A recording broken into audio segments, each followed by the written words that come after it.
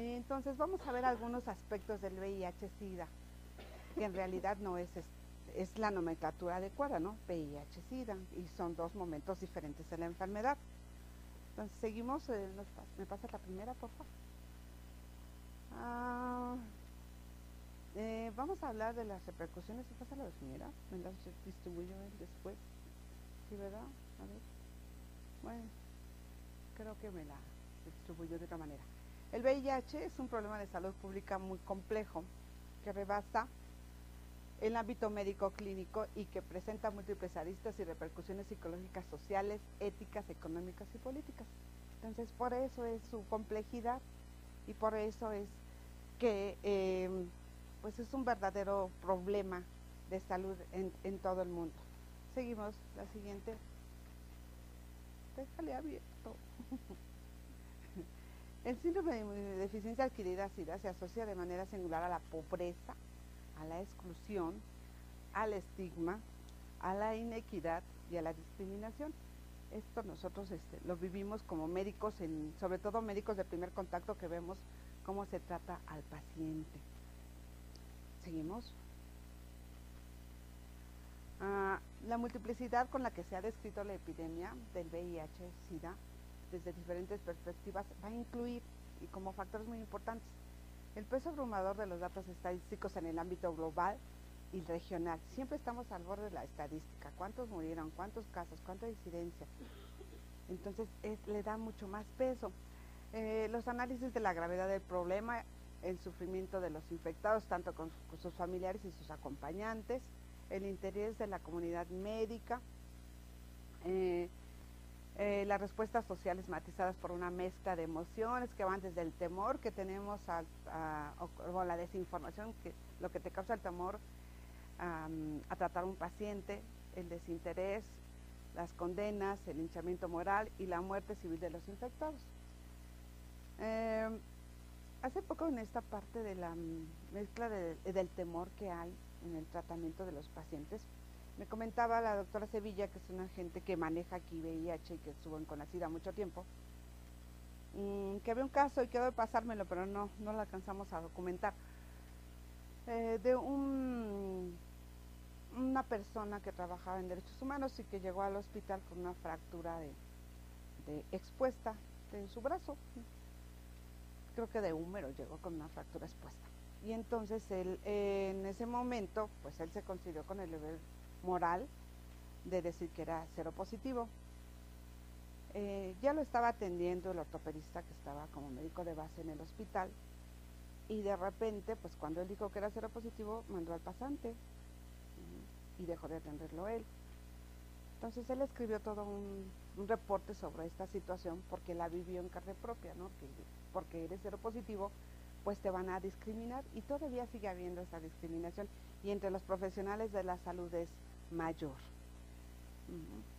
El interés en la comunidad médica, fíjense que este virus es el virus que ha sido mejor estudiado, y de alguna manera pues nos ayudó a tener más conocimientos sobre la inmunidad y aplicarlo a diferentes áreas, porque en la necesidad de saber qué lo causaba y todas las particularidades del mismo virus, pues tendimos a buscar más información y a descubrir caminos colaterales que nos llevaban a tratar otras enfermedades.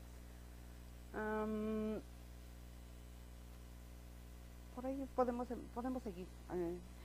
Perdón, aquí en la discriminación que es algo que sí quiero recalcar y que lo vamos a tocar al final, ese temor, ese desinterés, esas condenas y todo esto, el paciente lo vive desde su núcleo familiar, desde su núcleo primario, donde es difícil que él diga que es seropositivo, desde empezar que es seropositivo.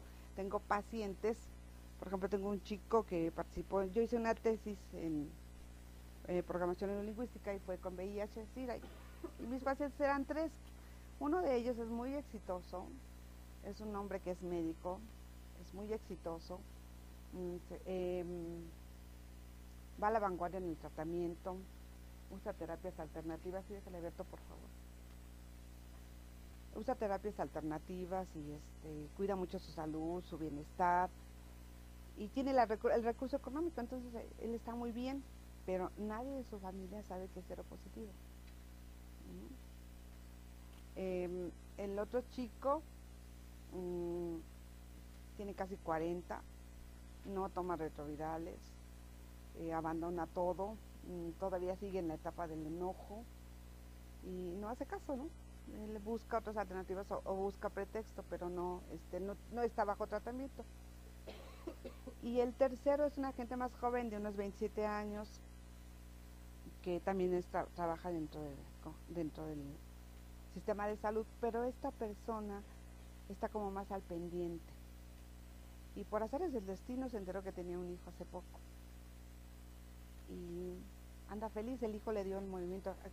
Todos ellos yo los estudié porque manejamos el tipo de depresión que presentaban y cómo la programación neurolingüística podía ayudar a manejar la depresión. Y el que estaba más deprimido curiosamente es este más joven. Los otros dos no, se mantuvieron en una depresión media, pero el más joven estaba bajo. Y a partir no le he aplicado nuevamente el cuestionario, pero a partir de que conoce a ese bebé, como que revive, ¿no? Y como que tiene otro sentido por ahí. Y pues estaba jugando a ser papá y a enterarse de cómo lo maneja, ¿no? Y a darse cuenta de que vale la pena la vida para él. Ya se fue Iván, ¿verdad? ¿Pueden funcionar los ventiladores? Si no se me van a dormir. Sí, perdón. ¿Pueden funcionar los ventiladores? Si no nos vamos a dormir aquí. Yo soy claustrofóbica, así es que necesitamos la puerta abierta.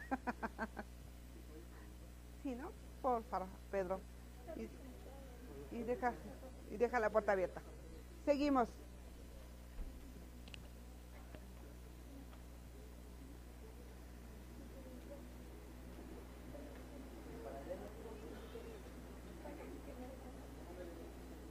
Mira, si lo pegas a la pared, va a circular.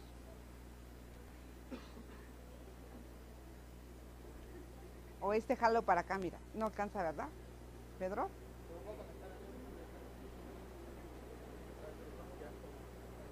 Sí, no se va a oír. No se va a oír. Así está bien. Posterior a la aparición del VIH-Sida, se hace... esto es textual de un libro que dice Retos, no sé por qué le quité la referencia. Posterior a la aparición del VIH-Sida, hace más de 25 años, no nos queda otra más que ser testigos de la suma vectorial de las historias individuales y de los grupos de enfermos seropositivos que se han organizado políticamente a nivel mundial en defensa de su derecho por la vida. Tal vez nuestras instituciones no lo hacen, pero socialmente sí va a haber algo. Sí va a haber acciones. Seguimos. Es así. Además de observar la distancia profiláctica con los partidos políticos, las jerarquías religiosas y asociaciones civiles evitan contaminarse. Entonces ellos ponen distancia y no van a tocar esto para no discutir y enfrentarse a la epidemia del SIDA, en contraste con los esfuerzos tanto individuales como colectivos de los grupos sociales para generar acciones. Lo estoy leyendo porque es parte del texto, ¿no? Yo creo que cuando le pusieron le quitaron mi referencia. Seguimos. Antecedentes. Se dice que aparece en África.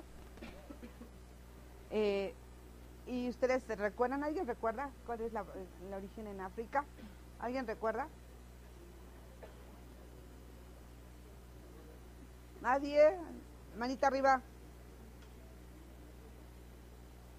Platícame, tú de lentes, de la computadora. ¿Qué sabes de la aparición en África? ¿Cómo aparece? ¿Qué es lo que pasa? ¿Qué has leído?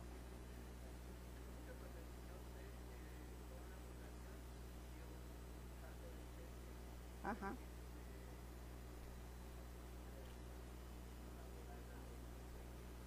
Ajá. En el Congo. Sí. Ajá. Ajá.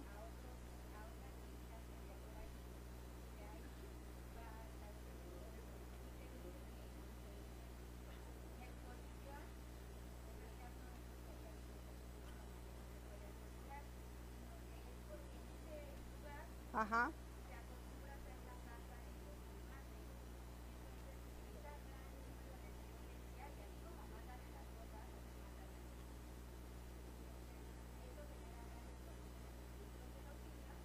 Sí.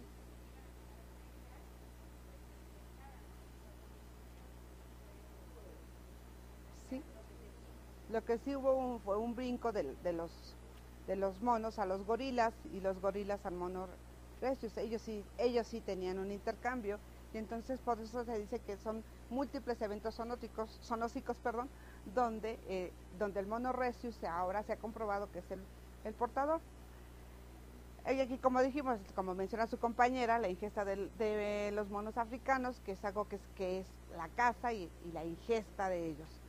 Y los negacionistas que dicen que no existe, que no es real que exista el VIH. Aunque nosotros lo tengamos en nuestra nariz y lo estemos viviendo, estos negacionistas dicen que no existe, que no es real.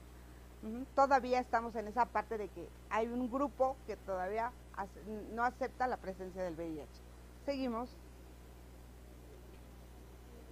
El VIH es uno de los problemas pandémicos con repercusiones globales y los primeros casos de este síndrome se diagnosticaron en Estados Unidos en 1981, ¿sí?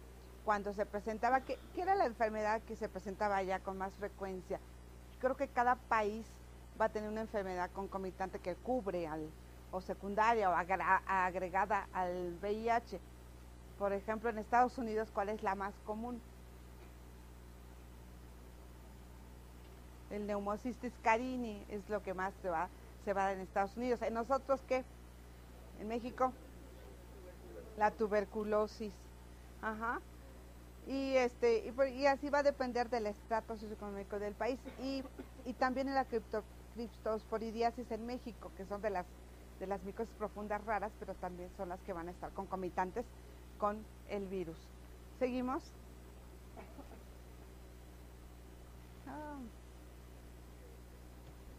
Esta es una gráfica viejita, pero la dejé a propósito para que viéramos el cambio, aunque en las otras gráficas es más plausible.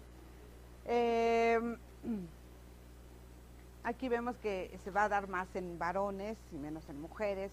En niños es menores de 15 años 2.1 millones y 430,000. Y mueren 280,000 niños, y mientras que en los adultos es 1.7 millones. Seguimos, la siguiente, están más explícitas las otras. En México los casos acumulados y registrados hasta finales de 2006 sumaban poco más de 110,300 y se estima que 182,000 adultos son portadores de VIH. ¿Sí? Seguimos, esto es del 2009. Ahorita vamos a ver en una gráfica hasta septiembre de 2011 cómo estamos.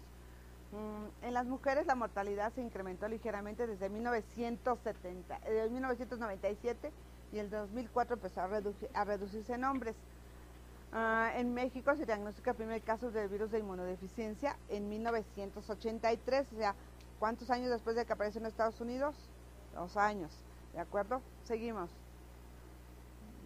¿Y cómo es que se contamina? ¿Cómo es que aparece el primer caso aquí? Es un varón, es un profesionista que hizo alguna residencia en Estados Unidos, es un varón haitiano que viene a México y aquí es donde se le diagnostica el caso y se cuenta como el primer caso en México.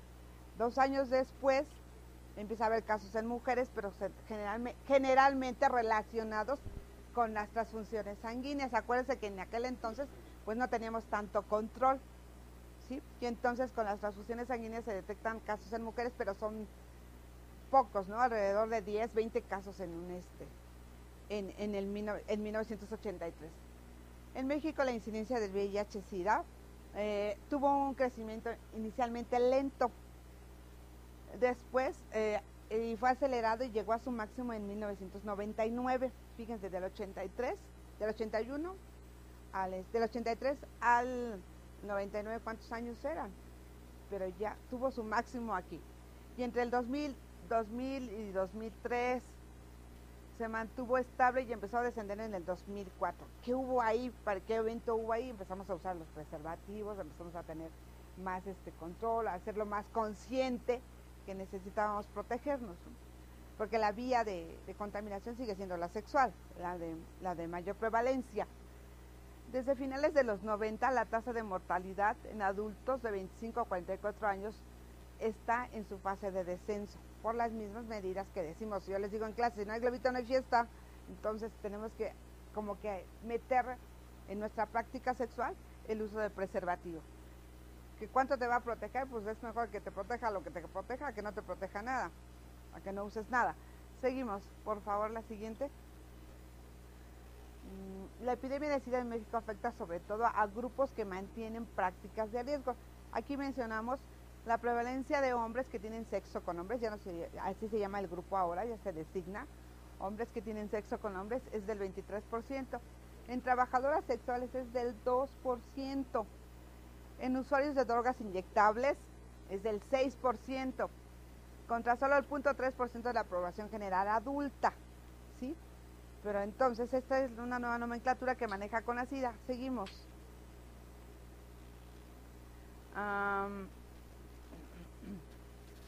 La distribución en el 2009 es lo que estamos mencionando aquí.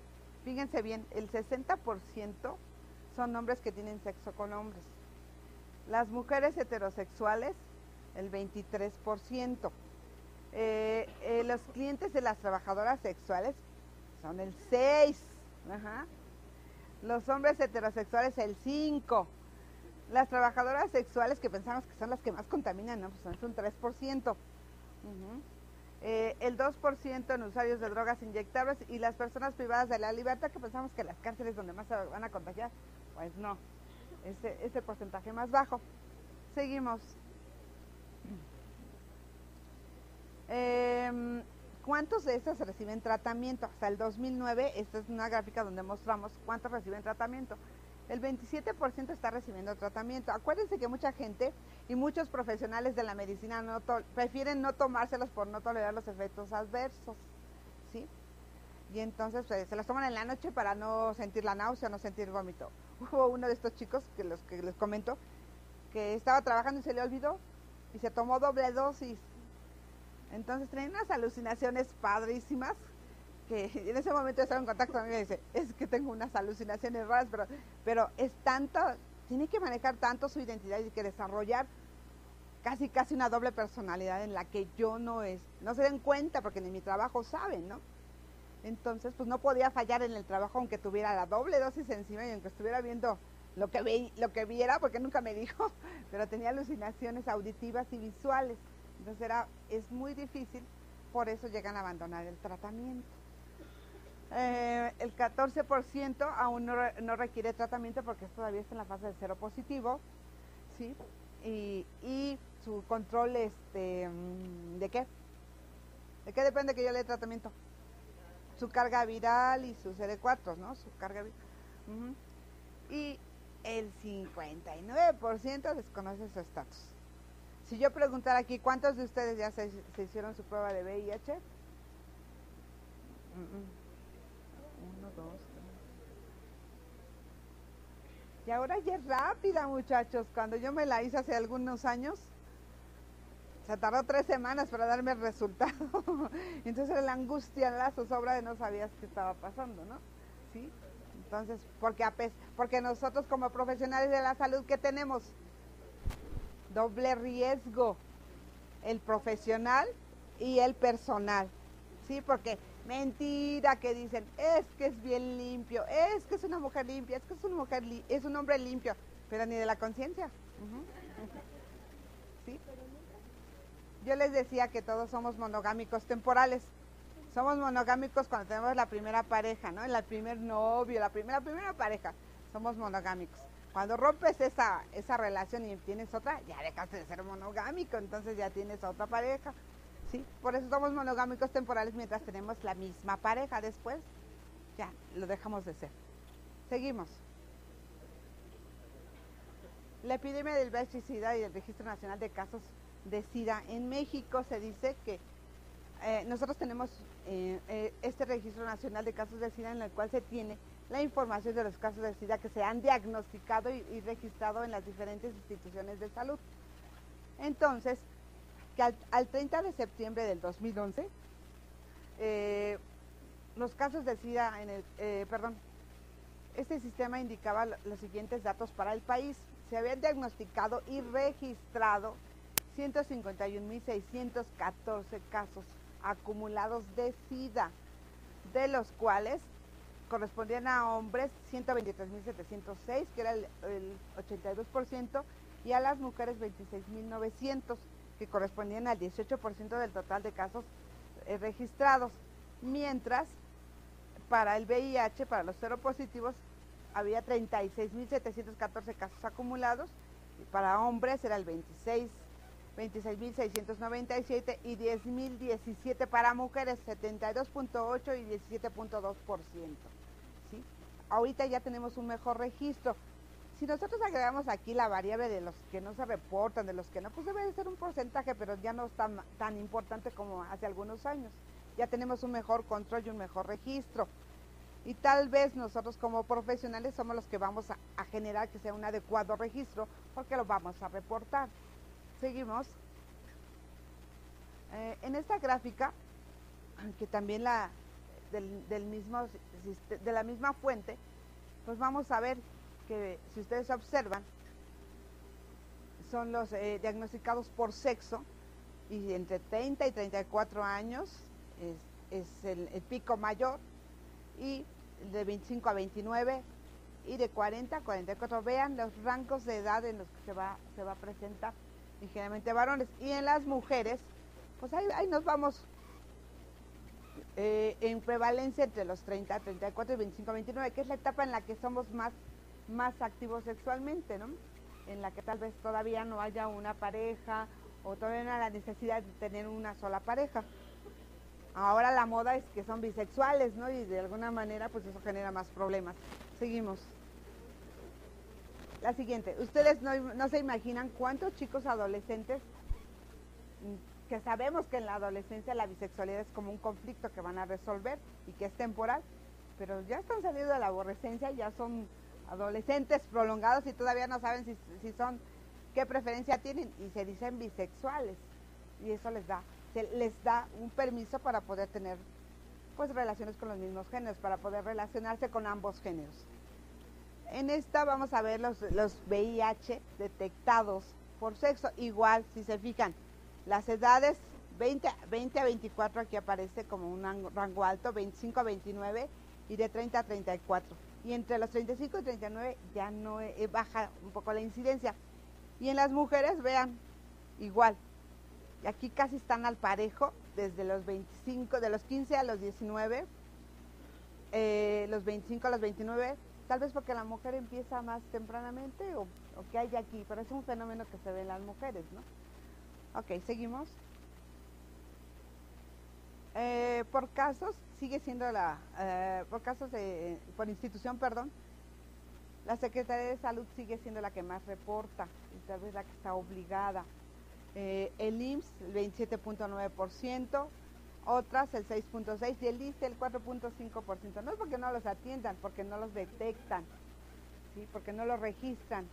Tal vez la Secretaría de Salud te obliga a que lo hagas. Y ustedes están, ¿quién está dentro de la Secretaría? ¿Todos están dentro de la Secretaría de Salud? No. ¿Quiénes? Levanten su manita. Poquitos. ¿Los demás de no están en IMSS? Ok, seguimos. La siguiente. Distribución de casos de SIDA por categoría de transmisión en hombres.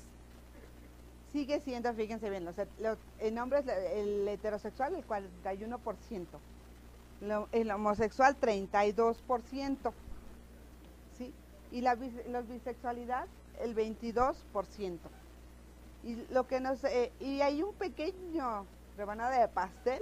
Tenemos los usuarios hombres que tienen sexo con hombres y usan drogas inyectables, la perinatal, que es del 1%, la exposición ocupacional, que es el 0%, el uso de drogas el 2%, los donadores el 1%, la hemofilia el 0%, ¿sí? Y la transfusión sanguínea, que tiene un 1%.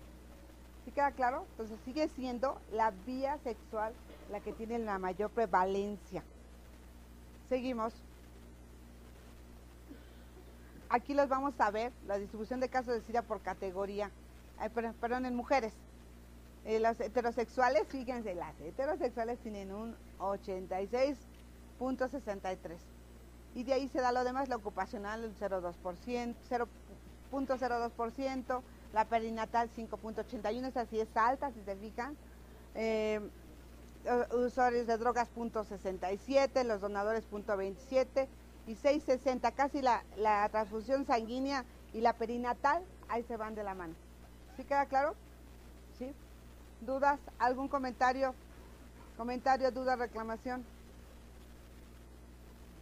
¿Sí? Seguimos. Los casos diagnosticados por sexo en mujeres van a ser 27.326 para mujeres y para hombres 125.783. Sigue siendo mayor, tal vez por la mayor libertad que hay, no sé, habría muchas cosas que podemos inferir ahí. Seguimos. En hombres, igual, los VIH detectados siguen siendo mayor los varones, pero casi un porcentaje semejante, los que presentan, los que ya tienen la enfermedad y los que no y los que son seropositivos.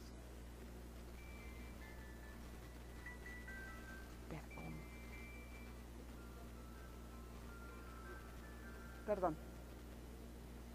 Las estadísticas que maneja esta institución: personas viviendo con VIH, 151.418 a 223. La prevalencia es baja, si ven, es menor. Casos de SIDA acumulados, aquí están, hasta el 2011, desde 1983 al 2011, 153.109. Casos de SIDA en el 2011, según fecha de diagnóstico, 3.000. En el 2011 hubo 3.964 diagnosticados. Las detecciones de VIH acumuladas, 38.000. Y las detecciones de VIH en el 2011, según fecha de diagnóstico, subieron. Entonces, fíjense, los casos de SIDA son 3.000 y son como 1.000 y cacho lo que varía en cuanto a la presentación de la enfermedad. Las detecciones, las defunciones, 4.860 en el 2011, y la tasa de mortalidad para el 2010 por 100.000 habitantes fue de 4.5. Entonces, ¿en cuánto está en relación con el cáncer de mama o con el cáncer de cervicuterino? ¿Se acuerdan? ¿No se acuerdan? ¿Cuál es la prevalencia? ¿Cuál es el porcentaje de mortandad? Acuérdense que es la segunda causa, la primera, el cáncer de mama. ¿Qué es la primera o la segunda? ¿Quién sabe? La primera, ¿no? Sí. Entonces, como que, pues ahí se va, nos preocupamos, si es una patología importante, pero tenemos otras patologías también, ¿no? Seguimos. Aquí habla sobre la prevalencia en cuanto, pásate a la siguiente, la capacidad que tiene la cobertura de terapia antirretroviral en proporción elegible, en proporción de la población elegible que recibe terapia antirretroviral. Esto es para el 2010 y es un dato estadístico de ONU-SIDA, y se dice que del 60 al 79% tenemos acceso a los antirretrovirales, y aquí están todos los países que están, y entre ellos está México. ¿De acuerdo? Ya no es tan bajo como en otros países, ¿no? Seguimos. El tratamiento. Aquí sí ayúdenme, ustedes saben más que yo. De siglas y de todo. Este es lo tomé de CECITEC, bueno, donde vienen las guías de tratamiento. Y entonces, aquí maneja cómo vamos a manejar, o qué medicamentos vamos a darles y por qué se los vamos a dar. Y la infección por virus de inmunodeficiencia humana es una enfermedad compleja que involucra la atención de aspectos clínicos, económicos, sociales, los cuales pueden interferir en la selección de los fármacos antirretrovirales y por ende la respuesta al tratamiento. Entonces, ¿qué les pasa a ustedes cuando de alguna vez se llegan a contaminar con un paciente? A lo mejor hacen una sutura y se enteran, se pican y de repente supieron que era VIH, que era seropositivo, o ante la duda, ¿qué pasa en el hospital? ¿Qué les dan?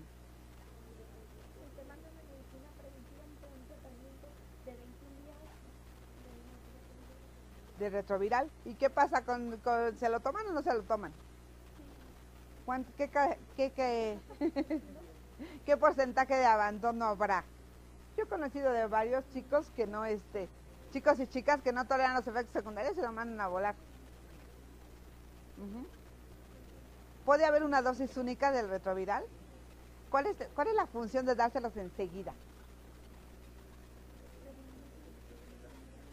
A ver, ¿qué saben? ¿Por qué se los damos enseguida? ¿Qué saben allá atrás? ¿Quién sí sabe por qué se los damos enseguida? Platícame, ¿por qué se los damos enseguida? Tú de lente. ¿Cuánto tiempo dura el virus en sangre después de la infección? ¿En cuánto tiempo lo puedo parar? Pedro, ay, se supone que ustedes me van a coachar. ¿Qué saben? O sea, las primeras 24 horas son básicas para la replicación, entonces yo necesito ahí darle en el antirretroviral, ¿sí queda claro? Entonces 24 a 48 horas son básicas. Si se los dan una semana después el retroviral, pues no tiene caso, ¿verdad? Ya tendríamos que confiar en su sistema inmunológico. Pero como ustedes son médicos que comen muy bien, que duermen, que descansan, que comen muchos vegetales y toman muchos líquidos, ajá, y no se van de parranda, y no tienen guardias extenuantes, pues no tienen riesgo, ¿verdad? Entonces, como que ahí piénsenle y no tienen prácticas de riesgo, además. Entonces, tenemos que son factores que aumentarían el riesgo a que nosotros pudiéramos contaminarnos o contagiarnos, ¿sí queda claro? La infección por el VIH es uno de los principales problemas de salud a nivel nacional y mundial. Hasta diciembre de 2009, eso ya lo vimos en México, hasta junio de 2010, se detectaron el número de casos, las estadísticas. Los que me conocen saben que no me gustan las estadísticas, pero las necesitamos manejar. Seguimos. Ajá. A partir de 1996 en Estados Unidos, en Norteamérica y en México en 97 se utiliza el tratamiento antirretroviral TARAA. ¿Qué quiere decir las siglas? Ustedes saben, yo no.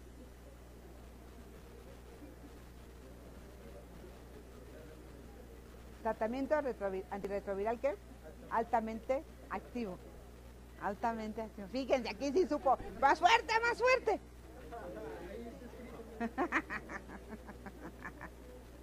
Ajá, ok. Esta estrategia que ha logrado disminuir notablemente la mortalidad la morbilidad y la mortalidad con la infección de VIH.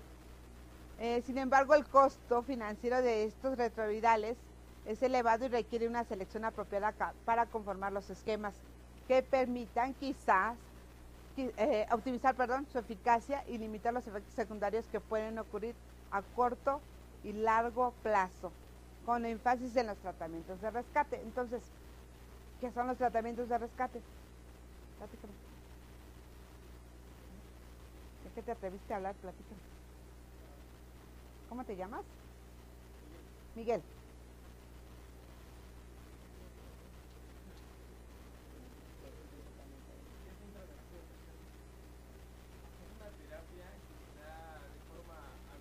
Ajá.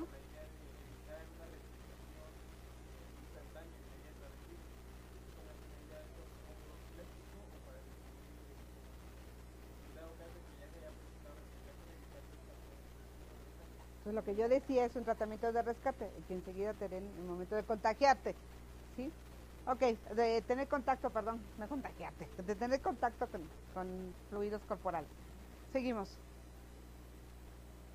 Actualmente en el cuadro básico del IMSS, se lo tomé de una regla del IMSS, se encuentran disponibles 19 fármacos diferentes, en diferentes presentaciones para el uso clínico divididos en 4 grupos farmacológicos. Los inhibidores de la proteasa, ¿cuáles más? La transcriptasa reversa, los inhibidores de entrada y los inhibidores de la integrasa, que permiten cubrir las necesidades terapéuticas en la mayor proporción de pacientes. No obstante, puede existir dificultades en la elección de la terapia. Ustedes, dentro de su práctica ahorita donde están, llegan a tener pacientes con VIH y ustedes elegir la terapia o los mandan a medicina preventiva nada más.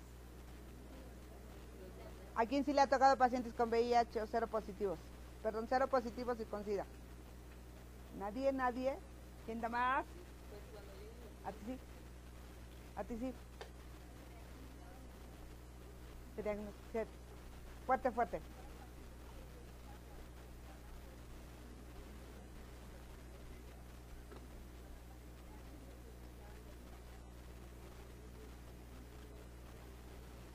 Ok.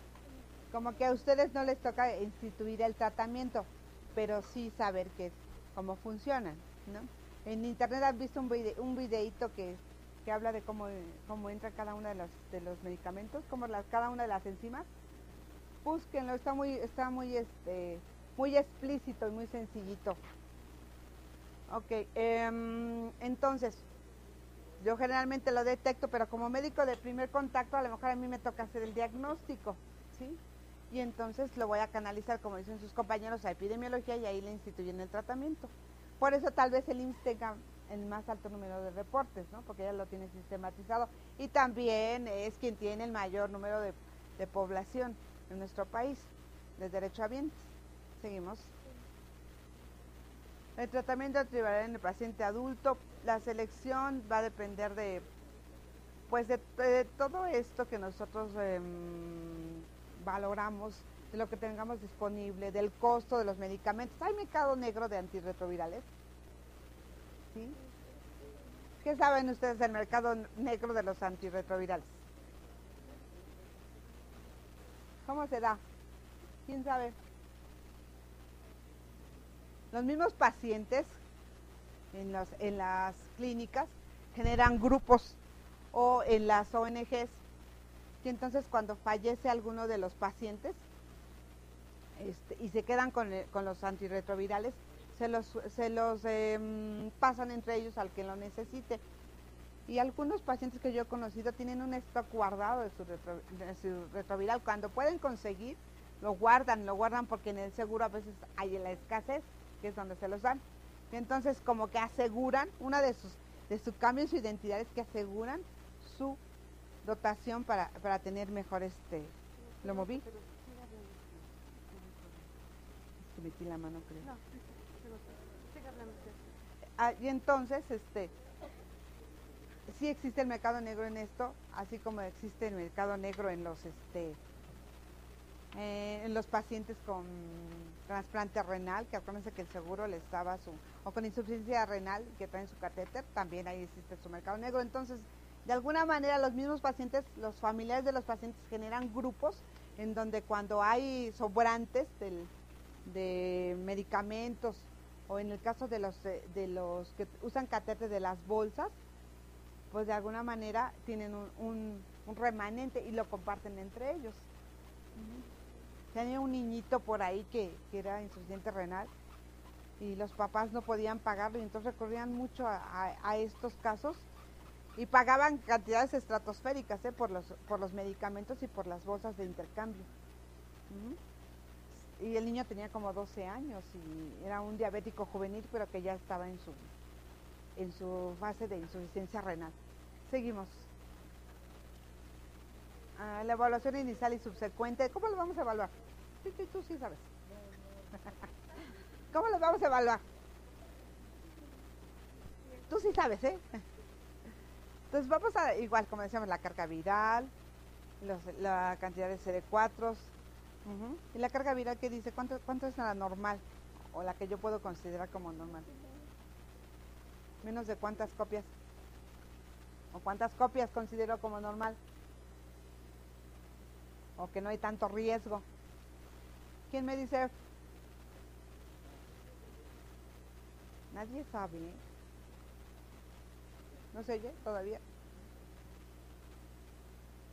Menos de 50, ¿no? ¿Sí? ¿Y los CD4? ¿Mande? No oí. ¿Cuántos de los CD4? Chécale.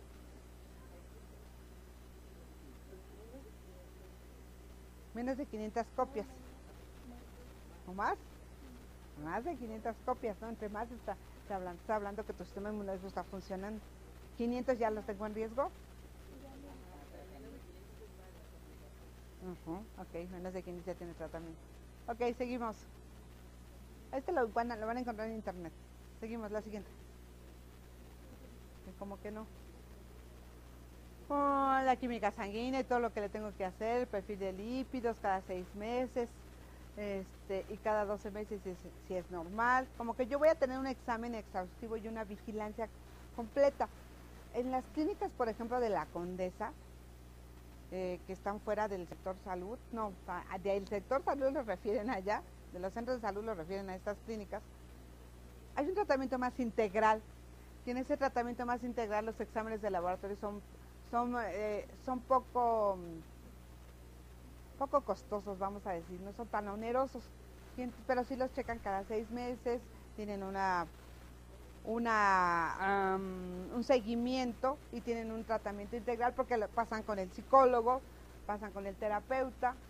Y alguno de mis pacientes que es cero positivo estaba sentado esperando la consulta con el médico, y pues para él fue muy traumante, y fue cuando se le movió el tapete, cuando entonces dijo, sí tengo riesgo. Entonces empezó a cuidarse, porque llegó una señora con un chico en silla de ruedas, y mientras estaban esperando la consulta murió en la silla, y estaba a un lado de él. Entonces para él fue como muy impactante, y en ese momento dijo, sí tengo que cuidarme. Le cayó el 20 que tenía vida y que podía pasarle lo mismo.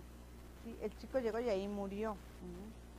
Entonces el paciente con VIH o cero positivo, pues pasa por varias etapas, y en una de esas etapas es esa de la aceptación, en donde pues va a generar cambios de conducta, que eso es lo que nosotros vamos a manejar más adelante. Seguimos. Seguimos. Esto lo ven ustedes. Ya no se acuerdan. Ok. En esta es una tablita de, ¿cómo se llama? Cenetec es la guía práctica, la guía rápida para instituir el tratamiento y los criterios que puede haber. Entonces aquí va a considerar de los CD4, la carga viral, linfocitos, y va a ir viendo todos los criterios, pero es toda una secuencia que necesitamos que ustedes revisen, porque no los voy a dormir ahorita más de lo que ya están. Entonces, pero eso está ya explícito, ya está hecho en secuencia para que ustedes lo puedan manejar. Aunque tienen la obligación de saberlo, aunque ustedes no lo hagan, porque son sus criterios de exclusión para mandarlos a epidemiología o para instituir tratamiento, para canalizarlos. ¿Sí queda claro? Sí. Entonces, tendríamos que analizar uno por uno y nos llevaríamos lo que resta de la plática, y podemos ver otras circunstancias. Seguimos. Criterios de tratamiento igual, los CD4 se deben iniciar el tratamiento con antirretrovirales con el conteo de CD4 de menos o de más. ¿Qué dice ahí? ¿Cuál es el símbolo? De menos de 200 células. Y se deberá iniciar tratamiento cuando yo tengo un paciente con CD4 positivo menor a 350 células. Esos son los criterios que maneja el IMSS. Recuerden que puede haber variantes cuando manejamos los criterios del sector salud. Por eso son las normas técnicas de acuerdo a lo que maneja el seguro, de acuerdo a lo que maneja las otras instituciones. Si el núcleo de linfocitos, si el número de linfocitos es mayor de 500 células, se recomienda diferir el tratamiento antirretroviral activo, ¿qué? Altamente activo, ¿ok? Sin embargo, debe ser considerado en los pacientes con comorbilidades como cirrosis hepática, hepatitis crónica, VIH-C, no me acuerdo qué es. ¿Se acuerdan ustedes? Hepatitis VH, hepatitis C y VHB, hepatitis B. Ok. Con indicación de tratamiento con carga viral por hepatitis de mayor de 105 copias. Es cuando ustedes hacen el panel viral. ¿Qué tiene el panel viral? ¿Qué determina el panel viral? A ver, fuerte. Ajá.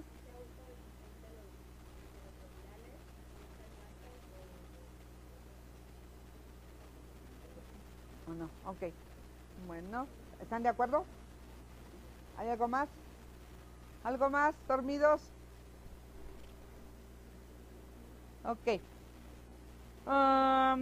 Esto es como que necesitamos que lo revisemos, que lo revisen, perdón, y que ustedes vean, pero lo básico es esto, ¿no? Saber el número de copias que yo necesito tener. Seguimos. Pásatela. Ya están dormidos. La última, esa. Selección del esquema de inicio. ¿Qué dice? ¿Qué saben ustedes de la selección del esquema de inicio? ¿Qué combinaciones va a haber? ¿Hay alguna terapia que sea solo un medicamento? ¿Qué saben ustedes? ¿Hay una terapia que sea un solo medicamento? No, que generalmente, ¿cuántos tengo que mezclar?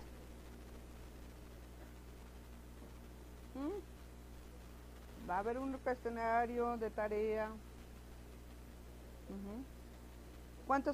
¿Cuáles tengo que mezclar? Por lo menos 2 o 3, depende de lo que yo necesite. 2, ¿no? ¿De acuerdo a qué? Sóplales.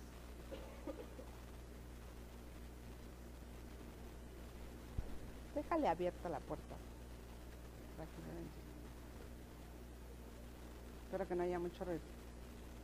Entonces aquí maneja, en esta tablita que viene en el mismo documento, está cómo lo vamos a manejar y qué medicamentos van a hacer. Yo creo que esa va a ser su investigación de tarea.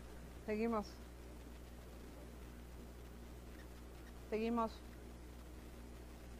Fíjate todas estas. Porque ahí viene la falla terapéutica, ahí viene cuando yo tengo que ver qué necesito hacer. Como que eso vamos a hacer un cuestionarito y se los vamos a pasar por internet para que ustedes lo contesten y lo tengan claro. ¿Qué sucede cuando un paciente recibe un resultado de VIH? Vámonos a otros aspectos para que despierten. Acuérdense que van a meter aire, metan aire por su nariz, pero llenen la pancita. Tenemos que llenar la pancita desde abajo. Metemos aire. Los que ya conocen ya se acuerdan. Aprieten el asterisco bien fuerte para que despierten. Y sáquenlo rápido. Otra vez, metemos aire. Apretamos, tensión. Suéltenlo, rápido. Cuando estén de guardia y estén cansados y no estén... Esta es una técnica para despertar. Pero tienen que apretar el asterisco porque si no, no funciona. Si lo tienen flojito, se les da por ahí la energía. Entonces, pero llenar desde abajo, llenar desde el abdomen. Seguimos. Bueno, ¿qué pasa cuando un paciente sabe o recibe un resultado de VIH-Sida? O recibe un resultado que es seropositivo. ¿Qué es lo que va a pasarle a ese paciente? Primero, va a tener miedo de morirse, ¿no? El que no está tan ignorante y sabe que es un riesgo, ¿sí? Lo primero que va a pasar, porque es bendita la ignorancia, porque cuando no saben no se preocupan. Cuando no son médicos y no saben de medicina, pues no se preocupan, ¿sí? No les cae el 20 hasta que pasa algo muy importante o de verdad caen en un hospital o caen con alguna complicación. Pero entonces VIH, SIDA, es igual a muerte en nuestra cultura o en todo el mundo, ¿no? Lo asociamos VIH, SIDA, muerte. Pues debíamos hacer diabetes, insuficiencia renal, muerte. Tenemos hepatitis C, insuficiencia hepática, muerte, ¿no? Pues tenemos tantas que son crónicas. Y esta enfermedad la hemos hecho crónica para poderla manejar, ¿sí? Y entonces, pues hay muchas, tuberculosis igual a muerte, ¿no? Sí, si no le damos un buen manejo. Entonces, pero aquí ya existe, ya desde que yo digo soy seropositivo, pues ya tengo un alto riesgo de morir. Hay una ruptura a nivel de la identidad. Entonces paso a ser el gremio de los seropositivos. Sí, y dejo de ser yo para pertenecer al gremio de los seropositivos. ¿Sí? Y entonces en ese momento mi identidad se va a transformar un poco, ¿sí? Yo sigo siendo yo, pero tengo VIH y entonces tengo como un apellido, Juanito Pérez Sida, Juanito VIH positivo. Hay un impacto en el que él piensa que no es él, que a él no le está pasando esto, ¿sí? Y entonces ese periodo puede durar algún tiempo, va a depender de las características individuales de la personalidad de este individuo. Y entonces, para que él acepte o diga, es que no me está pasando a mí, es que no soy yo, y va a negar su estado actual y se va a hacer tonto un tiempo mientras no tenga complicaciones, como este chico que les digo, que tiene años. Yo hice la investigación en el 2009 y todavía llevamos el 10 y el 11 y todavía sigue sin tratamiento, todavía no le cae el 20. Algo que no podemos hacer es forzarlo a que lo haga. Tenemos que respetar esa autonomía que tiene el paciente. Sí, que a lo mejor cuando lo tome ya no hay mucho tiempo, pero no lo quiere aceptar, entonces no podemos forzar esa parte, ¿no? Y por ejemplo, en el seguro lo corren de tiro por el viaje de las clínicas. Ahorita está haciendo el intento de ir a un centro de salud. Si de veras tengo que llevar la hoja de referencia, pues claro, si no, no te van a atender. Pero a la Condesa no quiere ir porque se van a enterar. Tiene muchos prejuicios todavía en muchas cosas. Y él es de preferencia homosexual. Niega su historia, tiende a buscar apoyo en otros pacientes o en otras personas que tienen más tiempo con VIH, y entonces empiezan a compartir lo que está pasando. Son los grupos de apoyo, es lo que hacen en las ONG o en los grupos de apoyo, en los que empiezan a compartir. Incluso llegan a ir las parejas de las personas con VIH sin que sean seropositivas. Y el último paso es la asimilación de la enfermedad. Saber que sí soy seropositivo, que no es igual a tener SIDA, ¿sí? Que va a depender de mí que yo lo desarrolle. ¿Cuánto tiempo lo puedo desarrollar? Conocieron a un doctor que se llamaba René, ahí se me fue. ¿Sí? ¿Sí lo conocieron? ¿Quién sí lo conoció? ¿No lo conocieron? Creo que ya falleció, ¿no? Pero llevaba más de 20 años siendo seropositivo. ¿Sí? Él tiene un lugar. Yo me desconecté de él hace un tiempo. Tiene un lugar en el Ajusco donde van a morir las personas con VIH. Incluso acepta pacientes con cáncer y muchas otras cosas. Es un lugar bello, ¿no? Porque ahí nada es, no hay gas, no hay energía eléctrica, todo es a través de paneles solares. Los cuartos que tiene para los pacientes son muy amplios, adaptados con barandales, y por ejemplo la mitad del muro es cristal y la mitad para que tú veas el paisaje y mueras en la naturaleza, ¿no? Él procuraba esto, pero él estuvo muchos años con tratamiento, fue a la India y aprendió a meditar, y eso le ayudó a prolongar su vida. Pero en ese prolongar su vida, hay un lugar que se llama Albergues de México, ya me acordé, y entonces su labor es esa, ¿no? Seguimos, vamos con la siguiente. Obviamente todos los pacientes con VIH van a entrar en las etapas de Kubler-Ross, ¿se acuerdan? Las etapas del duelo, en la que pues yo voy a negarlo, en la que yo voy a tener una ira con quien me contagió, porque a veces el paciente, cuando acepta que es seropositivo, sabe exactamente quién lo contaminó. ¿Sí? Hace historia, cuando empieza a hacer las historias sexuales, o las historias de vida, perdón, empiezas a ver qué pareja fue la que te contagió. Hay gentes que han tenido 40, 50 parejas, entonces no saben ni quién, pero saben perfectamente cuando lo aceptan quién los contagió. Porque a lo mejor se enteran que ya murió, que estos estuvieron en la calle y los violaron. Es un mito, pero sí llega a pasar. Se enojan con medio mundo, están enojados con Dios. Había un chico que me decía que lo que hacía cuando estaba en esa etapa de ira, y era adolescente y sabía que era seropositivo. Él dice, él le puso pornografiar a ir a tener relaciones sexuales en el metro. Entonces iba y seducía a quien encontrara, y él le puso la etiqueta pornografía, y entonces iba a ver con quién se relacionaba y dónde tenían relaciones. Acuérdense que en el metro, en ciertas estaciones, los vagones de hasta atrás o los de enfrente son los que usan para tener relaciones sexuales el gremio de homosexuales, o los pacientes o los varones que tienen sexo con hombres. Pero generalmente son adolescentes que se van por el impulso y tienen mucha ira y no pueden manejar esa parte. El regateo, donde yo voy a negociar con Dios, déjame vivir más años, sobre todo si yo tengo hijos y me contagié de alguna manera o contagié a la esposa. Entonces, pues estoy como, déjame vivir más tiempo, necesito ver crecer a mis hijos, o conservar esto, conservar lo otro. Y empiezo a regatear. Acuérdense que el regateo, yo les decía en clase, que era transar con Dios, con la deidad con la que quisieran, pero pedirle que los dejara más tiempo. La depresión preparatoria que se va dando cuando todo paciente con cero positivo va a tener periodos de depresión, ¿sí? Depresión en la que puede salir muy rápido o depresión en la que va a estar, por eso necesitan tanto apoyo. Y lo único que hace después de salir de una crisis depresiva, se da cuenta que tiene herramientas para seguir adelante. Esa es una buena actitud al salir de una depresión. Pero a lo largo de la enfermedad o de la cronicidad que le hemos llevado, va a tener varios episodios de depresión. Y la aceptación. En la aceptación le digo, sí, soy cero positivo y me voy a cuidar así, me voy a cuidar así, o no voy a hacer nada y voy a contagiar a medio mundo. ¿Sí queda claro? Seguimos. Como irme al otro extremo. ¿Cuáles son las consideraciones éticas que tengo que tener aquí? Es vital para nosotros como médicos generales la importancia que tiene el principio de responsabilidad.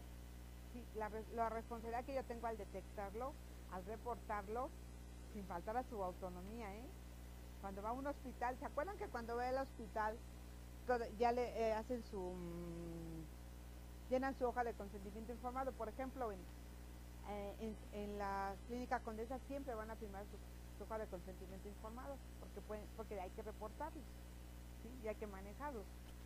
El respeto a la intimidad del paciente, no voy a criticarlo, ¿no? Decíamos en clase, los que llevaban clase conmigo cuando veíamos sexualidad, que yo no puedo poner mi sexualidad como el ejemplo, ¿sí? Que tengo que respetar al otro aunque sea cero positivo. Y lo manejamos cuando veíamos las disfunciones, ¿no? Que yo no le puedo decir al paciente, usted es disfuncional sexual, ¿sí? Porque no, pues a lo mejor para eso su funcionalidad es esta, ¿no? A lo mejor tener una relación una vez al mes y no va a tener problemas, o tener una penetración muy corta, ¿no? Pero es algo que yo no le puedo criticar. Entonces aquí en el VIH, pues yo tengo que respetar su intimidad, y si me va a contar qué tuvo o qué no tuvo, o si me va a hablar de sus parejas o no, es su intimidad. Lograr una confianza de la que vamos a decir, de que él tenga la seguridad de que el 100% de lo que él me diga se va a quedar conmigo, ¿no? Como este chico que les digo que tiene 2 años que no toma nada y los dejó porque los efectos secundarios, yo no voy a tomarme eso porque no puedo comer nada, vomito y esto, y lo abandonó. Entonces no puedo forzarle yo a que lo haga. Cuando él tiene la disposición de hacerlo, lo va a hacer. Tengo que respetar esa parte. Entonces estas consideraciones éticas como que son las más importantes, o las 3 principios que yo quería compartir con ustedes, y que de alguna manera a ustedes les toca, porque ustedes son los médicos de primer contacto, que en su hospital o donde están ustedes saben que tienen que canalizarlos, y que otros se encargan de darles el tratamiento, pues sí, pero tienen la obligación de saberlo. No tenemos, ¿cómo se llama cuando no lo sé? ¿Cómo se llama cuando no sé? Tenemos, no tenemos amnesia, sino tenemos que...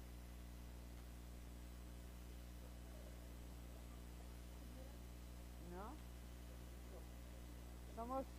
Se llama impericia, ¿se acuerdan? El término que lo manejan, impericia, porque no tienes todos los elementos. Entonces te pueden acusar de que tienes impericia dentro de la bioética. Y esto te puede salvar o te puede hundir. En algunos casos, nosotros no estamos tan sujetos como en Estados Unidos a demandas y demandas y demandas, pero para allá vamos.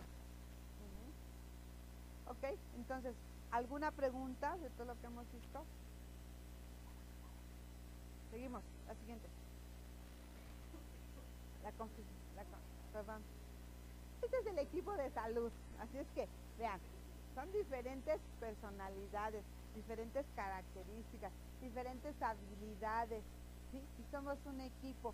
Todos los médicos somos un equipo, los médicos, las enfermeras, las trabajadoras sociales. Entonces me gustó esta, ¿no? Para decirles que somos un equipo y que tenemos diferentes características.